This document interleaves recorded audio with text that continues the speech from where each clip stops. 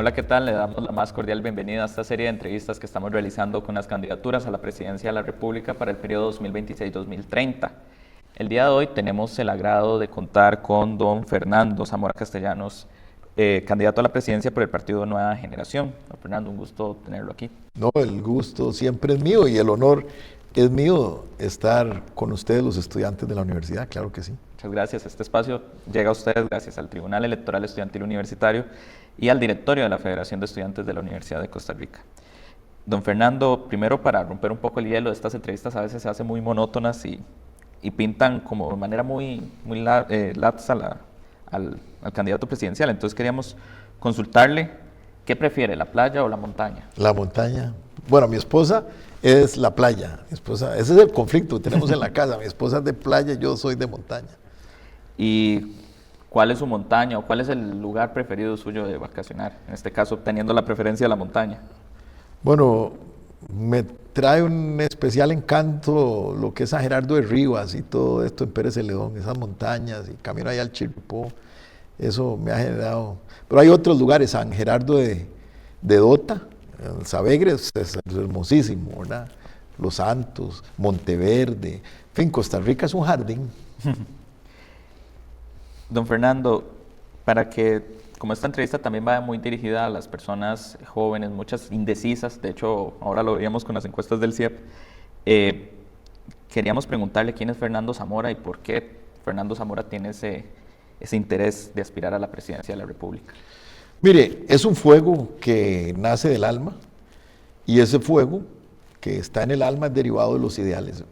Cuando hoy me preguntaban, por ejemplo, una periodista me decía, mire, ¿qué opina usted de encuestas que no le favorecen? Y yo le decía, mire, a mí lo que me mueve, el motor que llevo adentro, en el alma, repito, que me mueve no son las encuestas. A mí me mueve la fuerza moral de mis ideales y por lo tanto eso es lo que me caracteriza como persona. Soy, bueno, un padre de familia, 3 hijos, felizmente casado, tengo más de 37 años ya de casado y bueno, abogado constitucionalista, con también más de 3 décadas de conocimiento del Estado, no solo desde dentro del mostrador, porque he sido funcionario público que he dirigido instituciones del Estado, sino también he sido pues un abogado constitucionalista que le ha tocado luchar junto con la gente contra eso que llamamos Leviatán, ese gran monstruo que a veces es burocrático, que es el Estado y que tenemos que estar constantemente combatiendo. La ciudadanía tiene que estar muchas veces combatiendo con él. Entonces conozco el Estado de adentro y de afuera y bueno, una persona que se ha comprometido con... Hoy le puedo asegurar a usted, Cristian, que soy el candidato que se ha comprometido con el sector productivo, pero especialmente con el sector productivo agrario, agropecuario, ganadero, pesquero. Fernando Zamora, le puedo asegurar que es el candidato que ha asumido la bandera del sector agroalimentario y sobre todo de los que menos tienen y que tratan de producir. Ahora, usted mencionaba un poco de las encuestas y con un partido que, Nueva Generación, que si bien ya tiene algunos años de estar dentro de la política nacional, nunca ha logrado una curul dentro de la Asamblea Legislativa ni tampoco en la presidencia. ¿Por qué la juventud debería considerar a Nueva Generación como esa opción viable para gobernar estos próximos 4 años? Bueno, hemos tenido 4 alcaldías, pero esa no es la razón tampoco por la que la juventud debería estar. La juventud debería estar con Nueva Generación porque Fernando Zamora y el equipo que lidero ofrece el mejor plan para generar mucho empleo y educación de buena calidad, que es lo que al fin y al cabo demanda hoy la juventud, ¿verdad? Nosotros tenemos, en cuanto a la juventud, una línea de acción que tiene más o menos 3 vías. Un primer eje que es lo que nosotros hemos llamado Costa Rica, el plan Costa Rica Produce. El plan Costa Rica Produce tiene a su vez una orientación en 3 vías. La primera es infraestructura. Vamos con un ambicioso plan de infraestructura, que es algo que le va a dar mucho empleo a la juventud. Cuando una sociedad tiene mucha infraestructura, hay a la vez muchas posibilidades de crecimiento económico. Y cuando hay mucho crecimiento económico, hay empleo. Digo, infraestructura pública de gran escala. Vamos con una revolución energética. Queremos volver a lo que en su momento fue la revolución que hizo el ICE. Queremos esa revolución en geotermia, en basura por gas, que es uno de los programas que tenemos. Queremos una revolución en proyección eólica, entre otras posibilidades que Costa Rica tiene a gran escala. Pero geotermia es uno de los proyectos a gran escala que más me ilusionan. Costa Rica está lleno de esas vetas. Y la tercera, y muy importante también, vía es que vamos a darle una vuelta a lo que está sucediendo en materia de importaciones. Costa Rica es un país que hoy, en lo que siempre hemos sido buenos, por ejemplo, que es la agroindustria, la toda la industria agroalimentaria, todo el sector agroalimentario, hoy prácticamente está en amenaza, Cristian, de enfermedad mortal, porque han masificado las importaciones. Pero a la par de ese eje que se llama Costa Rica Produce, Plan Costa Rica Produce, que son esas tres áreas, fortalecer la producción, la energía y la infraestructura, vamos con un plan sobre todo para emprendimientos a los jóvenes y que tiene que ver con la necesidad de bajar el costo de legalidad, o sea, hacer más fácil el emprendimiento, simplificar el emprendimiento, y que implica eso, disminuir la cantidad de impuestos. Costa Rica tiene cientos de impuestos y eso no debería ser. Hay que disminuir la cantidad de impuestos para además facilitar el cobro. Hay que modernizar. Nosotros tenemos un plan de modernizar el Estado para que la tramitología sea mucho menos y más fácil de aplicar. Ese plan se llama Costa Rica Eficiente y Moderna, ¿verdad? Que es mucha digitalización, mucha facilitación para los emprendimientos en tramitología, ¿verdad? Y además también pues eso implica facilitar el pago de los impuestos. Eso en cuanto a modernización, más bien en facilitación o simplificación del Estado y bajar el costo de legalidad, algo vital para la juventud que consiga empleo ahora. Y también vamos muy fuerte con cambios que van a beneficiar a la juventud en lo que tiene que ver con Ministerio de Educación y tiene que ver en general con una política de Estado dirigida a fortalecer las vocaciones STEM y las vocaciones que son más o que son indispensables hoy para dar trabajo a los jóvenes o para cubrir las necesidades de empleo de los jóvenes. Entonces vamos con todo un proyecto que incide directamente en la juventud y es la razón por la que la FEUR debería estar conmigo y todos los estudiantes y jóvenes de Costa Rica, porque tenemos un plan más profuso. De hecho, este es el plan, se llama Una Nueva Costa Rica y demuestra además la seriedad del partido Nueva Generación. Óigase bien, este fue el único plan que existió antes de que nadie decidiera ser candidato presidencial.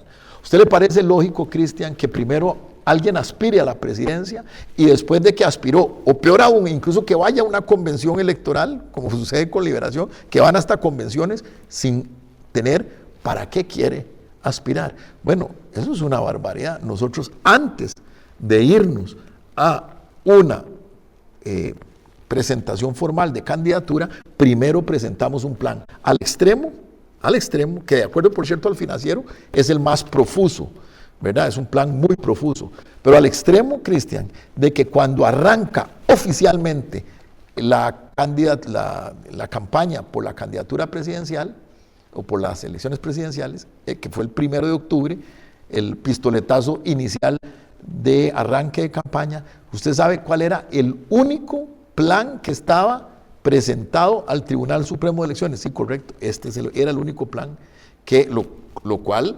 refleja algo grave, porque eso quiere decir que gente inscribió candidaturas sin siquiera saber para qué querían gobernar, y eso no sucedió en Nueva Generación.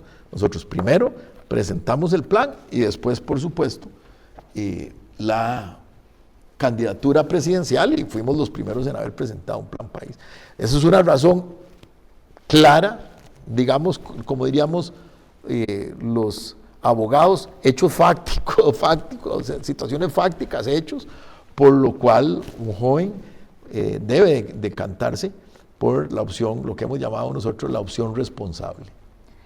Don Fernando, en estas elecciones uno de los temas más frecuentes y tal vez que preocupan a la ciudadanía es el estado de la Caja Costarricense del Seguro Social, nuestro pilar fundamental para la salud pública. La situación financiera y administrativa de la Caja ha generado mucha preocupación en amplios sectores. Entonces, ¿qué diagnóstico hace usted de esta situación de la Caja y qué acciones específicas tomaría usted en el gobierno de Fernando Zamora para garantizar la sostenibilidad de la Caja?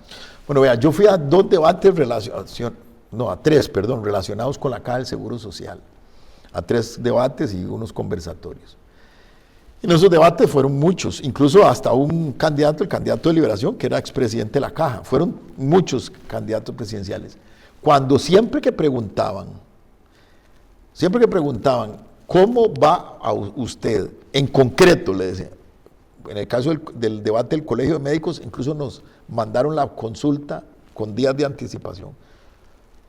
¿Cómo va usted a pagar la deuda que tiene el Estado costarricense con la Caja del Seguro Social? Ninguno pudo responder en concreto y nosotros lo hicimos claramente porque somos gente responsable que lo hemos propuesto en un plan responsable a la vez. Nosotros lo dijimos claramente, vamos a tomar la subejecución presupuestaria anual, que es alrededor de 1 billón de colones al año, o sea, prácticamente el 1.5% del Producto Interno Bruto, y la vamos a destinar, esa subejecución, mayoritariamente a asignarla a una partida presupuestaria para pagarle a la Caja del Seguro Social, y no solo a la Caja, al Sistema General de Seguridad Social, que incluye también pensiones, la enorme deuda. Ese monto, que es un monto enorme, 1 billón de colones al año, a mediano plazo nos podría permitir en relativamente poco tiempo pagar la deuda que tiene la Caja con el Estado, ¿verdad? Y por supuesto, bueno, eso es una de las razones principales por las que la Caja en este momento no tiene una buena gestión, en gran medida por el hueco, ¿verdad? Eso es como cuando en un hogar se sustenta por el salario de papá y mamá, o de mamá y un hijo, y de un momento a otro el hijo deja de trabajar, deja de aportar a la casa, genera un hueco que afecta sensiblemente las finanzas del hogar. Bueno, es lo que le está pasando a la Caja.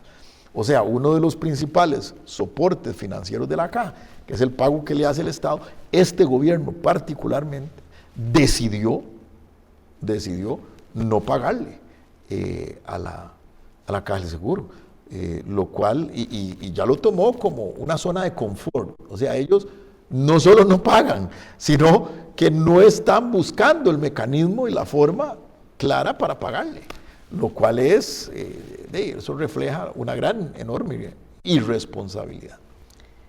Don Fernando, dentro también de los temas que han habido dentro de las elecciones, ha estado el tema que algunas candidaturas piden tener incluso mayorías calificadas dentro de la Asamblea Legislativa para tener la facilidad de reformar la Constitución política.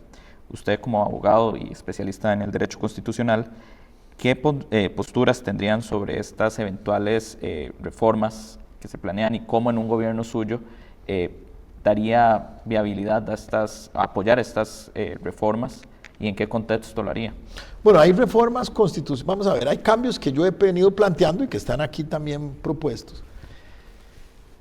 Cambios que, vamos a ver, son importantes, que no necesariamente son cambios constitucionales. Por ejemplo, yo he venido planteando que el Ministerio Público, para que no suceda lo que sucedió con un famoso magistrado, ¿verdad?, que hoy está enfrentando una severa causa judicial. Recordemos que él, siendo magistrado, bajaba a las dependencias del Ministerio Público y recogía expedientes y presionaba y siendo pues un alto juez. Eso habla mal del hecho de que el Ministerio Público siga dependiendo del Poder Judicial. Creo que al Ministerio Público hay que darle independencia, Y eso es un cambio que no necesariamente requiere una reforma constitucional, porque no es la Constitución la que dice que el Ministerio Público deba estar en el Poder Judicial. Eso es un cambio, por ejemplo, que me parece que es urgente. Otros cambios que sí son de naturaleza constitucional son, por ejemplo, la reforma que yo estoy planteando a los magistrados, a las magistraturas. Creo que los magistrados deberían no tener una reelección vitalicia como actualmente la tienen. O sea, la posibilidad, la potencialidad de una reelección vitalicia me parece peligroso. Los magistrados de una u otra forma deberían elegirse y reelegirse como nosotros lo estamos planteando en la reforma que planteamos, que es que en lugar de 10 años tengan al menos 18 años, ¿verdad?, de ejercicio en la profesión. O sea, que para ser magistrados, no estoy diciendo que sean jueces, no necesariamente, lo que estoy diciendo es que al menos deberían tener 18 años de ejercicio profesional. Eso por una parte. Y segundo, nosotros lo que estamos planteando es que estén 8 años y una única reelección de otros 8 años. O sea, en otras palabras, un magistrado llegará con 18 años de experiencia la primera vez al cargo, se reelige 8 años y se reelige otros 8 años. O sea, toda una vida de experiencia y de ejercicio profesional para que lo ofrezca al país y que no vaya más allá. No me parece que deba ir más allá de eso. Don Fernando, también hablábamos un poco sobre la importancia de este marco regulatorio que tienen algunas instituciones dentro de la Constitución con el tema de la autonomía. Y también uno de los temas principales que nos trae aquí es el tema de las universidades. En un eventual gobierno de nueva generación, ¿qué papel pueden jugar las universidades públicas, incluso otros espacios académicos, en la deliberación democrática y en la toma de decisiones? Bueno, mire, yo, pues obviamente como estudioso de la historia y del derecho y de la ciencia política, que me ha apasionado toda la vida, eso es como un llamado, y pues conozco bien toda la historia y los antecedentes de la famosa reforma de Córdoba, que es lo que pues realmente le da todo el marco, no solo legal, más que legal, el marco filosófico de la autonomía de las universidades, que además está constitucionalmente. O sea, como constitucionalista amo y respeto los ideales constitucionales, pues eso es un ideal constitucional, la autonomía universitaria, que está ahí en la Constitución política. Además, de hecho, 2 artículos hacen referencia a esa autonomía, ¿verdad? Por supuesto, nosotros tenemos una vocación en nueva generación profundamente democrática, lo que no quiere decir que no seamos claros en nuestras convicciones. O sea, Costa Rica necesita un liderazgo que esté claro en sus convicciones, pero no por eso que sea autoritario y que violente, digamos, los principios institucionales del país, ¿verdad? Y eso es lo que le puedo decir. O sea, total, no solo respeto, más aún, una total vocación de aprecio a la autonomía de las universidades y a su papel y su rol dentro de la sociedad, por supuesto. ¿Qué políticas impulsaría en su gobierno para garantizar que las condiciones laborales de las personas jóvenes, para garantizar, condiciones dignas frente a la informalidad, sobre la creciente precarización, incluso sobre esta discusión que se está dando actualmente sobre el tema de las jornadas laborales, que incluso hay tanto ejemplos de las jornadas 4-3 como otras personas pidiendo la reducción de las jornadas, tomando ejemplos como el de Chile, por ejemplo? Bueno, mire, vamos a ver, vamos por parte. En el caso de las decisiones que yo tomaré, más o menos ya se las había explicado, pero es importante, la buena oportunidad para ampliar las respuestas. En realidad, yo creo que mucho de la precarización tiene que ver con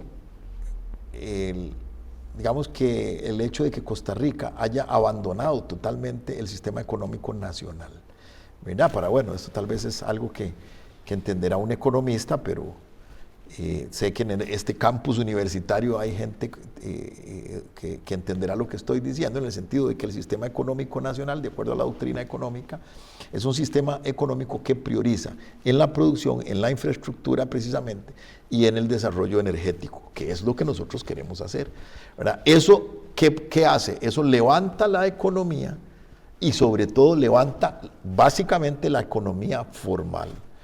Porque la economía informal realmente es una economía precaria que incluso puede, obviamente, por ejemplo, voy a dar un ejemplo, escandaloso pero lo es, pues el narcotráfico es economía informal, ¿verdad? El narcotráfico puede hacer subir el PIB de una sociedad y sin embargo, de una sociedad económica y sin embargo, pues nadie quisiera tener esa lacra en la sociedad. Entonces, lo primero que tenemos que hacer es retornar a un sistema económico nacional. ¿Eso qué significa?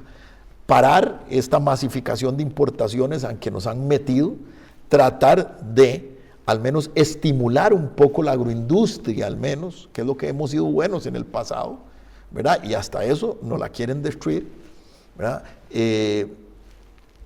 Empezar a desarrollar infraestructura a gran escala, puertos, el aeropuerto de Limón Internacional, el aeropuerto internacional del sur, el aeropuerto central Pacífico de Orotina, por ejemplo, para sustituir al Juan Santamaría y hacer un gran hub.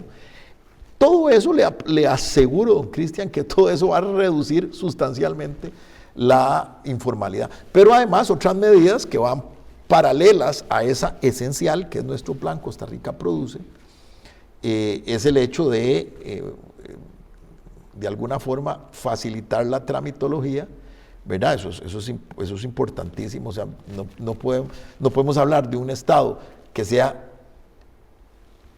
para el inversor internacional atractivo, por ejemplo, o para el pequeño emprendedor, o para el emprendedor en general que sea atractivo con más de 100 impuestos, ¿verdad? O con una forma tan complicada como la que tenemos de pagar impuestos. Entonces, de alguna forma, nosotros estamos planteando un conjunto de medidas que, si hubiera que resumirlas, es la aplicación del sistema económico nacional, sobre todo para garantizarle no solo trabajo, sino dinamizar el desarrollo, como en algún momento sucedió con el inicio de la Segunda República, que todo el desarrollo energético que hubo, la revolución energética hidroeléctrica de aquellos años, ¿verdad? Energía limpia como la hidroeléctrica, etcétera, lo que hizo fue dinamizar el desarrollo, y eso es garantizarle el futuro a los jóvenes al menos a 50 años. Si nosotros hablamos, por ejemplo, de todo un proceso de generación de energía barata y limpia, con geotermia, con una hidroeléctrica como Agua para Guanacaste, que está en Bagaces y que está parada, ¿verdad? Y que esa está detenida, y que esa le generaría no solo energía a Guanacaste, sino también reservorios, embalses, agua para Guanacaste, ¿verdad? Y para que el desarrollo de Guanacaste continúe. Si estamos hablando de un hospital clase A para Guanacaste, que no tiene, o sea, infraestructura a gran escala, energía, producción, con eso eliminamos el millón, sí, casi el millón de costarricenses en la informalidad, que no es otra cosa que en la precariedad laboral. Ahora usted hablaba también, y veo que mucho de la propuesta que usted plantea es sobre esta evolución, este desarrollo económico que necesita el país. Pero ¿cómo se puede equilibrar este desarrollo necesario en el país con la protección ambiental? Bueno, es que ambos extremos, vamos a ver. Le voy a dar un ejemplo que es muy característico de esta administración y de algo que recién ha sido una noticia. El caso de la invasión a una reserva forestal de Talamanca. Yo he hablado con topógrafos, he investigado el caso. Mire, Talamanca está llena de fincas agrícolas y ganaderas, si es del caso, que fuera ese el caso, o de fincas ociosas, porque las fincas agrícolas y ganaderas las vamos a poner a producir, pero igual Talamanca está lleno de fincas ociosas que no están dentro del área de áreas protegidas. ¿Por qué hacer un desarrollo inmobiliario en una zona que es reserva forestal? Claro, por supuesto que todo el encanto y vas a venderla más cara, ¿verdad? Pero eso, ese extremo desarrollista, invasor, ilegal y además, de alguna forma, sí, invasor contrario al principio de protección natural que nos ha caracterizado desde los años 70 con la fundación de los parques nacionales. Eso es un extremo perverso que nosotros censuramos totalmente. Ese es un extremo. Pero ahora también somos contrarios al otro extremo que los afecta a ustedes, los jóvenes principalmente.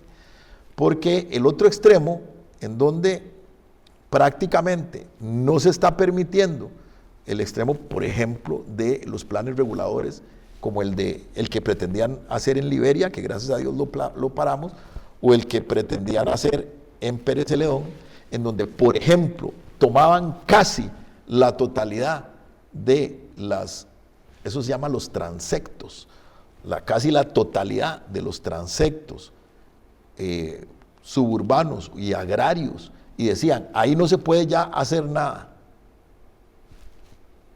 ningún desarrollo. Eso es un extremo que de alguna forma gravísimo para el desarrollo y para que Costa Rica prospere. A Costa Rica usted no la puede clausurar. A Guanacaste, por ejemplo, le pretendían prácticamente todas las zonas agrícolas prohibirlas para desarrollo, por ejemplo, qué sé yo, un centro comercial en ciertas zonas que perfectamente podrían hacerse, o alguna actividad industrial.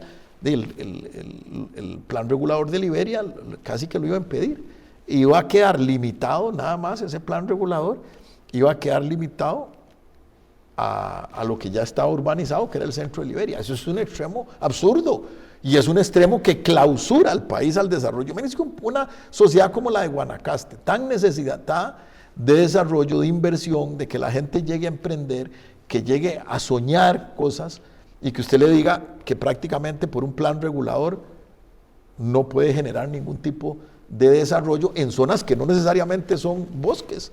Entonces, esos dos extremos son peligrosos para mí, y por eso yo creo en el equilibrio, como hemos sido los ticos no somos extremistas en nada, y no debemos ser extremistas en el desarrollismo que afecta a la ecología, pero tampoco tenemos que ser extremistas en una visión histérica, digámoslo así, de la protección del ambiente, porque ambos extremos son peligrosos. Ya para finalizar, don Fernando, tenemos un bloque de preguntas rápidas donde le hacemos la pregunta y la idea es como profundizarla de manera un poco somera. La primera pregunta es sobre la autonomía universitaria. ¿Es un pilar democrático o es un tema a revisar? Absolutamente democrático, y un tema que no tiene por qué revisarse. ¿Cómo va a revisar? Un pilar de la historia, un pilar de la constitución política que nació con sangre en las reformas de Córdoba. ¿Por qué habría que revisarse? Entonces hay que revisar la libertad de expresión, hay que revisar la libertad de culto. Esas cosas son conquistas de la humanidad. ¿Cree que el Estado debe tener un rol más activo en la regulación del mercado laboral? Debe tener regulación. Lo que pasa es que en eso no es obviamente, vamos a ver, el Partido Nueva Generación es un partido que se ha decantado por la clase productiva y la clase trabajadora, ¿verdad? Y en eso debe haber, por supuesto, protección del Estado hacia los trabajadores. La protección necesariamente requiere regulaciones, ¿verdad? Lo que pasa es que también, como todo, igual, hay que ser equilibrado, y tampoco podemos llegar a extremos en los que se quiera ahuyentar, no solo ahuyentar la inversión, sino que incluso desestimule a un emprendedor. Porque un emprendedor joven es también un eventual patrono. Y si se llevan muy al extremo las regulaciones, eso siempre va a afectar. Hay un equilibrio, pero el Estado debe proteger a los trabajadores, y lamentablemente yo sí tengo mis reservas de cómo lo está haciendo, ¿verdad? Siento que el Ministerio de Trabajo en los últimos años ha estado como de papel. ¿Y el cambio climático es un tema urgente o es un desafío a largo plazo? Vea, indudablemente el cambio climático debe enfrentarse, y los problemas de ambiente. Voy a darle un ejemplo. el caso de España y la DANA. ¿Qué pasó con la DANA?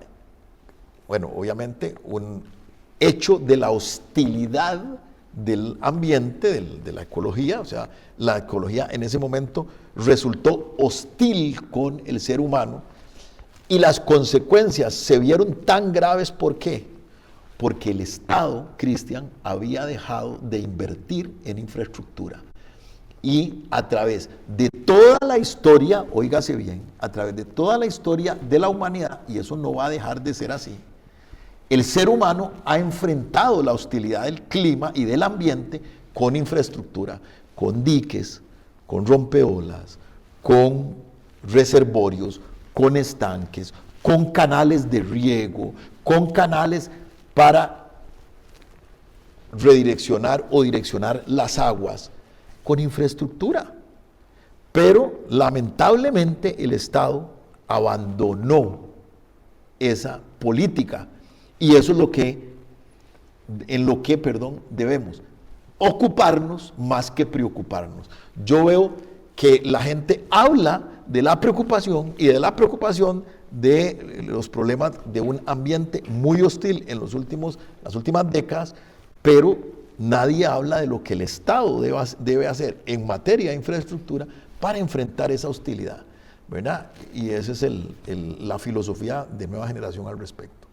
Don Fernando, ya para finalizar esta entrevista, queríamos que invitara a las personas jóvenes, a las personas que tal vez están indecisas o ya tienen su voto decidido, para que este 1 de febrero pues vayan a votar y también tomen en consideración la opción que propone Nueva Generación. Claro que sí. Bueno, joven costarricense, usted está a muy pocos días de tomar una decisión trascendental para el país. Vamos a elegir a un presidente y eso implica un liderazgo presidencial. Yo ofrezco un liderazgo presidencial. ¿Por qué? Porque soy un líder que estoy donde he llegado por esfuerzo, por mérito propio. En la vida y en mi carrera política he navegado siempre contracorriente. Hoy, de hecho, estoy remando contracorriente en un partido pequeño que no es el representante de los grandes intereses de los sectores financieros ni los sectores económicos y comerciales. Tengo un excelente equipo de trabajo, candidatos a diputados excelentes, pero sobre todo, tenemos la idea correcta. ¿Y cuál es la idea correcta? La idea correcta es el ideal productivo costarricense, que no es un ideal de izquierda ni es de derecha.